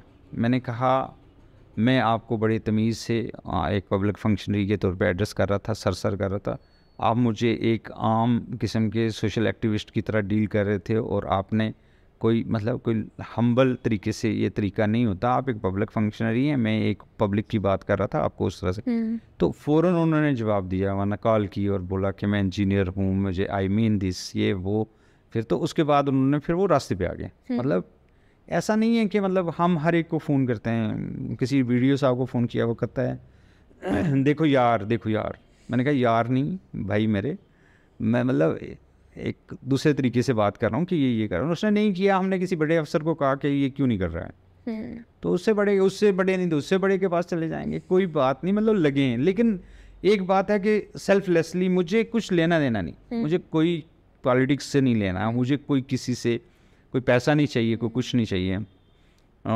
कोई लोग आ जाते हैं, आपका ना मतलब आपका ईमान टेस्ट हो जाता है इस वक्त। कोई कहेगा कि जनाब मेरा ये काम है, अगर ये काम हो जाता है तो जनाब अगर ये हो जाएगा तो ये होगा। मैंने उसको बोला हम ये नहीं करते हैं, हमारा, मैं मन से कर रहा हूँ, अपने दिल से कर रहा हूँ मैं, और उसके सामने कर रहा हूँ मैं, हमें कुछ लेना नहीं है आपसे। हमें अगर कुछ मिलेगा ऊपर से मिलेगा, नहीं मिलेगा तो अल्लाह ताला की तरफ से मिलेगा, नहीं मिलेगा तो हमें कुछ गम नहीं है, क्योंकि ये हमने चूज़ किया है, मतलब ये साइड मैंने चूज़ की। और मुझे जितना सुकून, जितना मज़ा, जितना आनंद इसमें आता है, तो मैंने कुछ बस्तियां अडॉप्ट कर ली, उसमें 2-3 लड़के रख दिए। मैंने उनको बोला कोई इशू हो जाए मुझे फ़ोन कर, कुछ भी हो जाए, कुछ भी हो जाएगा तुम्हें फ़ोन करना मुझे। तो दिन को भी रात को भी कभी भी कुछ भी फ़ोन आ जाता है। एक दिन उन्होंने बताया हमारे 200 बच्चों की मतलब वो नहीं है, डेट ऑफ बर्थ नहीं है, तो उसके ऊपर लग गए, वो एक प्रोजेक्ट कंप्लीट किया कि भाई उनको डेट ऑफ बर्थ मिल जाए बच्चों को, क्योंकि नोमैड हैं बेचारों को पता ही नहीं, कभी रजिस्टर नहीं की हुई है। तो ये वो चीज़ें जिनमें कामों शामों में लगे रहते हैं और हमें कुछ लेना देना नहीं है, ऐसे मतलब प्यार में। फिर मैं उसके साथ साथ कोई कलेक्शन भी कर रहा हूँ। I have a good collection of this artefacts of Gujjars, आपके जेवरात, मतलब मेरे पास 6 किलो के करीब मतलब चांदी और गिल्ट मिला के 6-7 किलो मेरे पास होगा, जिसमें ओल्ड हमारे जेवरात हैं, हमारे बीड्स का काम है, दानों, ये ना बीडों का काम। उसके बाद अपना एम्ब्रॉयडरी का कुछ भी है, पेंटिंग्स बनाई हैं, फ़ोटोग्राफ की एक बहुत बड़ी कलेक्शन है मेरे पास, हज़ारों की किताबों की, बहुत सारी चीज़ें, मतलब बहुत सारा। मैं खुद सोचता हूँ कि मतलब मैं पता नहीं कितने हैट्स पहने हुए हूँ, मुझे खुद नहीं पता लगता यार मैं क्या काम कर रहा हूँ। सुबह कुछ और कर रहा होता हूँ, दोपहर में कुछ और कर रहा हूँ, रात को कुछ और कर रहा होता हूँ, वीडियो भी बना रहा होता हूँ, उधर से वो भी कर रहा होता हूँ। मुझे लगता है मैं बहुत सारी जगहों पे उलझा हुआ है ना। सर हमने जब आपको पहली बार देखा था ना केएल सहगल हॉल में, आप पोइट्री कर रहे थे। हाँ पोइट हूँ ना मैं। सर को याद आ गया मैं असल में मैं शायर हूँ जी, असल में मैं शायर हूँ। थोड़ा बताओ। हाँ मैं शायर, मेरे वालिद साहब शायर हैं, उनकी बहुत सारी किताबें छपी हैं। मैं बचपन में मतलब अच्छा शायर बनना चाहता था और मेरा ख्वाब था कि मैं नगमा निगार बनूं, मतलब मैं शायरी लिखूं फिल्मों के लिए। लेकिन जब मैं जवान होता तब तक फिल्में वैसी नहीं रहीं। तो क्या हुआ कि मैंने शायरी शुरू की और मैं एक टीचर थे महमूदुल हसन महमूद साहब, चिराग हसन असद के भांजे थे, वो बहुत बड़ी शायर हैं। तो उनके पास गया तो उनको पहली गज़ल दिखाई अपनी, तो उन्होंने कहा कि ठीक है। तो उन्होंने मुझे कुछ किताबें ला के दी और वो मैंने पढ़ना शुरू की, जैसे साहिर लुधियानवी की, जैसे मतलब जो इनिशियल लेवल पे किताबें लगती हैं। तो उसके बाद जनाब मुझे इतना चस्का पड़ गया शायरी का कि मैंने पुंछ डिग्री कॉलेज की लाइब्रेरी और सेंट्रल लाइब्रेरी जो वहाँ पे डिस्ट्रिक्ट लाइब्रेरी है उसके अंदर, और किसी की निजी कलेक्शन में जितनी भी पोइट्री की किताबें हैं वो सारी पढ़ ली और रट ली। और उसके बाद मैंने शायरी की अच्छी, मैं कॉलेज में बड़ा अच्छा शायर था जी। और नया नया मतलब उस दौर में इंसान के अंदर जज्बे जवान हो रहे होते हैं, इश्क का तसव्वुर आता है आदमी को। तो उस वक़्त शायरी की। जब मैं जम्मू आया तो यहाँ आके ना मुझे लगा कि यहाँ कुछ संस्थाएं हैं, उनमें चला गया। तो उसमें ना वो टेक्निकलिटीज़ में आ गए कि ना मतलब ये टेक्निकलिटीज़ है, ये टेक्निकलिटीज़ है। तो मतलब ऐसा नहीं है मैं मतलब मेरा बहर अरूज सब कुछ ठीक था, लेकिन सर्टन अदर टेक्निकलिटीज़ हैं जो कि शार्पन करने के लिए होती हैं। मतलब आप अच्छा शेर क्या होता है। तो उन दिनों जनाब मैं श्यामलाल कालरा साहब के पास गया, तो उन्होंने कहा कि उन्होंने 2-3 किताबें सजेस्ट की, वो किताबें मैंने पढ़ी। तो उन किताबों से के बाद कुछ और किताबों के साथ तो मुझे एक बात है कि शेर मैं कह सकता था अच्छा, और शेर बुरा क्या होता है ये भी जानता हूँ, शेर कैसा होना चाहिए वो भी जानता हूँ। और फिर क्या हुआ कि एक ज़माना आया कि शायरी छोड़ दी, शायरी छोड़ दी। मतलब लियाकत जाफ़री साहब मेरे सामने शायर बने बहुत सारे। मैं उर्दू में शायरी करता था और मतलब अच्छी शायरी करता था, ठीक था मतलब। तो फिर मैंने छोड़ दी और लेकिन मैं शायरी सुनता हूँ सुबह। अगर मैं दिन को कोई भी काम कर रहा हूँ मैं शायरी सुन रहा हूँ या शायरी के बारे में सुन रहा होता हूँ। या तो पोइट्री सुनता हूँ या पोइट्री के बारे में सुनता हूँ, या पोइट्री पढ़ता हूँ या पोइट्री के बारे में पढ़ता हूँ। तो फिर क्या हुआ कि मुझे लगा कि मुझे ना वापस आना चाहिए पोइट्री में। कुछ टाइम के बाद मुझे लगा कि नहीं मुझे कुछ कहना है और वो रह गया हुआ है। तो फिर मैंने सोचा कि अब मैं उर्दू में क्या जाऊँगा। तो गोजरी में मैं जाना नहीं चाह रहा था क्योंकि थोड़ा लिमिटेड एक ना एरिया है गोजरी का, जो मैंने एक्सप्लोर किया उसके बाद पता लगा कि ना एक लिमिट है इसकी। तो मुझे लगा कि थोड़ा सा इसको और विस्तार देते हैं, गुजरों के लिए और बड़ा जानमारी करता हूँ। तो पोइट्री के लिए मैंने चुना पंजाबी। पंजाबी चुनी जब तो फैसला कर लिया कि पंजाबी में करना है। अब मुझे जब जाना था तो पहले मैंने पूरा पता किया कि पंजाबी में कौन लिखता है, किसके पास क्या लिखते हैं, मौज़ूआत क्या हैं, सब्जेक्ट्स क्या हैं, पोइट्री क्या है, गज़ल क्या है, नज़म क्या है, कहाँ कहाँ क्या क्या है, एक पीछे इनके पिछोकड़ में क्या है, इनके ना माजी में क्या है, इनके किटी में क्या है, वो भी पता कर लिया। और उसके साथ साथ मैंने पाकिस्तानी पंजाब में जो लिखा जा रहा था वो खालिद हुसैन साहब के ज़रिए मुझे किताबें मिली पढ़ने के लिए। और यहाँ के लिए मैंने गुरमुखी सीखी। गुरमुखी सीखने के बाद कुछ तो मैं पढ़ लेता हूँ, कुछ मैंने सुन लिया, कुछ तो उसके बाद मैंने सोचा कि हाँ ठीक है की जा सकती है। लेकिन पंजाबी के बारे में, गज़ल के बारे में कहा जाता है कि पंजाबी गज़ल में जैसे उनके ऊपर से नाम काट दो तो इकट्ठी रखो तो एक ही आदमी की शायरी लगती है। तो मैं वो नहीं करना चाहता था, मतलब कि एक हर एक की शायरी एक ही जैसी लगती है। जी जी। तो मुझे लगा कि मैं क्या करूं। तो मैंने ये फ़ैसला किया कि ऐसा करते हैं कि पहले कुछ लिखते हैं, लोगों को नहीं बताते हैं।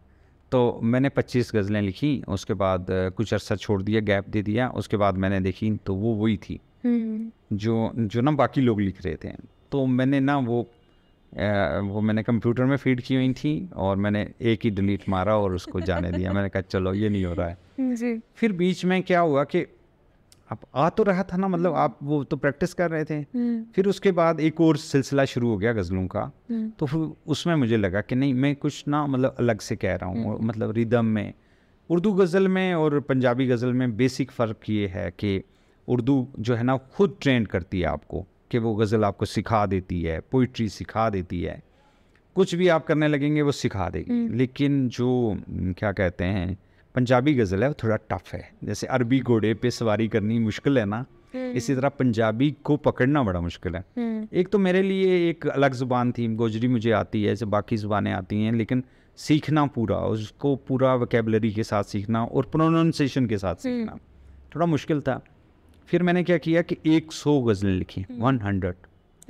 उसके बाद जब मुझे कॉन्फिडेंस हो गया कि नाउ, फिर मैंने क्या किया पहले मुशायरे में सुनाई। तो मुझे मिल गया स्वामी जी ने मुझे कहा, स्वामी जी पंजाबी के अंतर नहीं रोक, तो उन्होंने मुझे कहा कि मुझे कुछ और सुनाओ। मैंने 4-5 सुनाई। कहता यार तू तो कमाल लिख रहा है, आपको मैं पंजाब ले चलता हूँ। तो फिर उसके बाद मैं पंजाब चला गया, पंजाब के मुशायरे अटेंड किए, 3-4 मुशायरे, और बड़े लेवल के मुशायरे। जब वहाँ सबसे बड़े शायरों के सामने पढ़ा, और जब उन्होंने एक वहाँ पंजाब में ये होता है कि एक दिन को महफ़िल होती है, से आपने दिन को 4 गज़लें सुनाई, तो रात को जो महफ़िल हो रही है पीने पिलाने में, मैं तो पीता पिलाता नहीं हूँ लेकिन एक महफ़िल होती है शाम को, उसमें दुगनी सुनानी है आपने। अगर आपने दिन को 4 सुनाई तो आपने 8 सुनाई। तो मैंने जब ये लुधियाना में मुशायरा अटेंड किया, उसमें गुरतेज कोहार वाला, जसवंत ज़फ़र, बड़े शायर थे जो पंजाबी में ना टॉप लेवल पे ना। तो उनके सामने पहले वाली दिन को पढ़ा और शाम को पढ़ा। तो गुरतेज जी ने मुझे कहा कि मतलब एक ही लफ्ज़ में बोलूँगा कि आप ऑर्गेनिक पोइट्री लेके आ रहे हो, ऑल टुगेदर एक नया, मतलब जिसमें कोई वो नहीं है। तो फिर मुझे जब मैंने कुछ बोलना मतलब कुछ इधर उधर सुनाया, तो पता चल गया लोगों को भी, और मुझे खुद भी एक लेवल पे है कि मैं थोड़ा हट के कहने की कोशिश कर रहा हूँ। तो उसमें से कुछ सुनाऊंगा, उसी पे एंड करेंगे जी, ठीक है। तो कुछ जो मैं अपनी ज़िंदगी के बारे में बोल रहा था, कुछ इसमें से आपको ज़रूर मिलेगा जी।